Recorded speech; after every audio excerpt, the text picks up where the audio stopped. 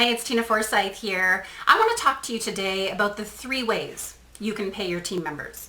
Now, to be clear, I'm talking about contracted professionals, virtual assistants, online business managers, copywriters, web people, bookkeepers, etc. We're not talking specifically about employees today, although certainly some of what we talk about in this time today could be applied there as well too.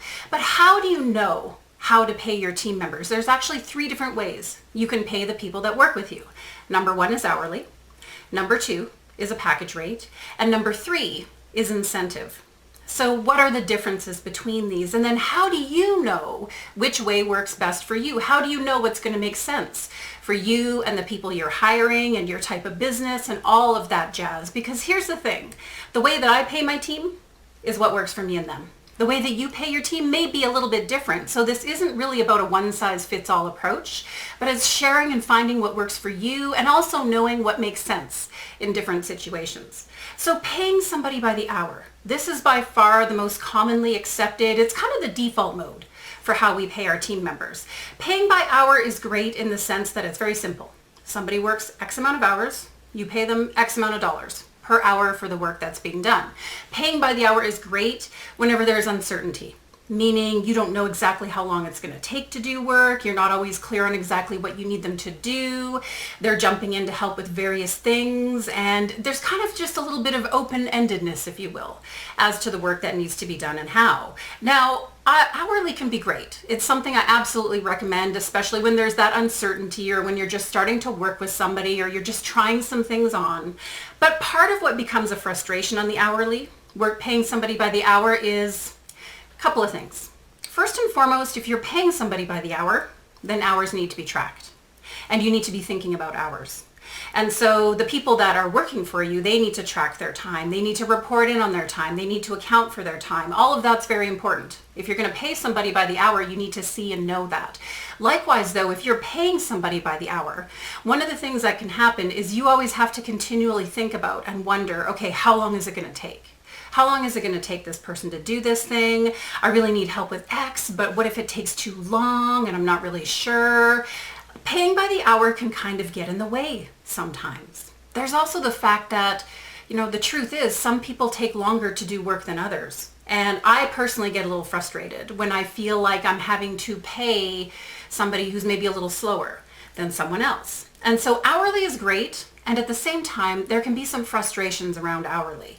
Now, paying somebody package rates. In order to pay somebody a package rate, there has to be certainty in place. So with hourly, you don't need certainty. You're just paying by the hour for the work that's being done. If you're going to pay somebody a package rate is always based on a very clear deliverable and set of expectations. So you might hire somebody to help you with a website, and they're going to give you this kind of site with these pages and these features and boom, ba-doom, ba-doom, ba-doom. Very, very clear. You might hire somebody to do a marketing project for you. You might hire somebody to do your bookkeeping or to do copywriting. To pay somebody a package rate requires that there's absolute clarity and certainty. Now, the beauty of a package rate is you know exactly what you're paying. It doesn't matter how long it takes them to do the work. You kind of don't have to care how long it takes them to do the work. Likewise, on their end, serving you, they don't really need to worry about or get too concerned with the amount of time it takes to get the work done. All that you care about is you're going to get X for the amount of money that you're paying. And so package rates are really, really beautiful alternative to hourly when there is certainty in place. Now, there can be certainty as well with longer term team members. So say, for example, you have a virtual assistant who serves your business. In the beginning, maybe you were paying them hourly because there was uncertainty and getting to figure out what they're doing for you, and they're learning the business and you're kind of growing and changing things. At a certain stage in your business growth, if there's certainty in place, that's where you can look at something like a package or more of a retainer based scenario in order to work with that person. Now, a retainer can be based on hours, usually more so than a flat rate package rate. But if you're really clear on, okay, this person's doing X every day, week, month, etc., it's part of their role, it's very consistent and solid, then package rates can come into play. Now, last but not least is paying somebody an incentive. Now, this is one that it works for some people and it doesn't work for others. I personally am a huge fan of paying incentives, but incentive requires a little bit of risk on both sides of the coin. This is where and how some people sort of resist the idea of incentive. What does it mean to pay somebody on incentive? So again, hourly is about paying people for time. Package rates are about paying for specific deliverables. Incentive is about paying for results. Incentive is about working together collaboratively. It's about coming together this way as opposed to this way, if that makes sense. And incentive really comes into play with those deeper, longer term relationships. It requires a level of trust. It requires a level of leadership on your part. It requires a level of being really ready to take that on. So what can incentive look like? Just to give you an example, in our online business manager community, when we train and certify people to become OBMs, and this is what I did for years myself too, when I worked as an online business manager. I hated tracking time. I hated, it's almost like time would get in the way. Things just needed to get done. I didn't want to have to stop and think and go, oh my gosh, can we get this done? Where are we at with our hours for the month? I'm not really sure. And I need to account for all of this. And then you're thinking, where's this person at? And can we get these things done or not? And what's going on here? With certain roles and with certain types of projects, paying by the hour can simply become more of a burden than it is a benefit. And so incentive comes into play with those higher end, longer term relationships. You may bring somebody on board as an online business manager, and instead of paying them by the hour for the work that they're doing, you might start working hourly together just until you get to know each other and really see what's going on. But instead of continuing to pay them by the hour, what you might do instead is decide on a base, a flat rate, that they're always going to get paid, month in and month out, and then pay an incentive based on the growth of the company. Pay an incentive based on the results that they help to create. And so that might mean, let's say your business is making $20,000 a month on average. They might get paid a base of, say, $2,000 as an online business manager to help manage and run your business, and then anything above and beyond $25,000 a month in revenue. They can get paid an incentive or a percentage based on that. Now, who would you pay incentive to and why? Why would you pay that incentive? I want to be really clear too. Incentive is not commission. Commission is where a salesperson or a referral partner helps bring you a new client. That's where you pay somebody a commission. Incentive is a little bit different because when somebody's being paid incentive, they are taking a risk as well. If you have an online business manager plug into your business, it's not their job to go and get clients. That's your job. And or other people on the team whose role it is to do the sales and marketing. Their job is to help manage the business. Their job is to take care of everything behind the scenes and make sure things run smoothly, make sure that clients are having a great experience. As I like to say, part of their role is to really help you keep the money that you make. It's one thing to bring clients in and to make sales. It's another thing to make sure they're taken care of and they get everything they need and they have a great experience. That's a huge part of where an online business manager serves. They are also there to help take the weight of running the business off your shoulders when you're freed up to continue to grow and expand. Then you get to continue to grow and expand and they get to take care of all of the rest. So incentive is asking someone to work with you this way. It's saying to somebody, you know what? We're going to work together on this. You're taking care of your part. I'm taking care of my part. Together, we get to grow this business. And as the business grows, that's where they get paid more. It's them being able to say to you, you know what?